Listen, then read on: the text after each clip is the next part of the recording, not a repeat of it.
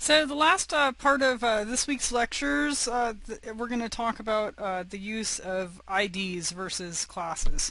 So an ID is actually something that I can create and then contain multiple objects to assign characteristics to that specific ID. So in this example, I'm going to create an ID for the footer of all of my documents, and then that way all of my footers will take on the same characteristics. So the first thing that you have to remember about using IDs is they have to actually be contained with a block of objects with an element that can contain objects like the div tag.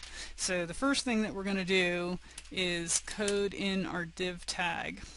And I'm going to leave this incomplete just so you can start watching the structure here. But I do have to assign an attribute here. So I haven't created my ID yet, so I'm going to go to my external style sheet and I'm going to go ahead and create a new ID. So an ID is different than a class because you actually start the ID with a pound sign, and then once again you want to be descriptive as to what the formatting characteristics are. So I'm going to actually name this footer. And then now I'm going to go ahead and assign the rules that I want for my footer. So I want my footer to be the color blue, and I want the font style to be italics.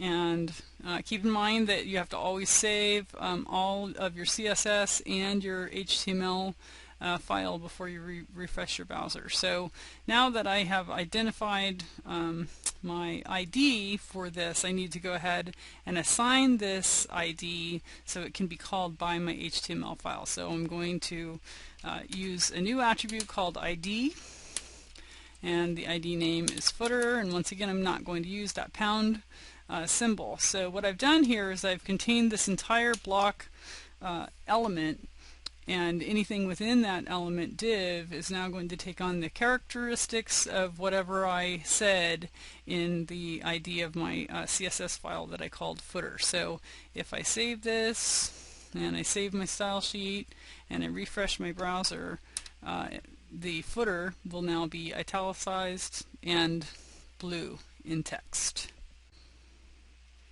So if you guys have any questions, go ahead and post those in the instructor office. And don't forget about our labs on Thursdays. You can come and get some one-on-one help if you need that from me. Check your syllabus for times. Okay, bye.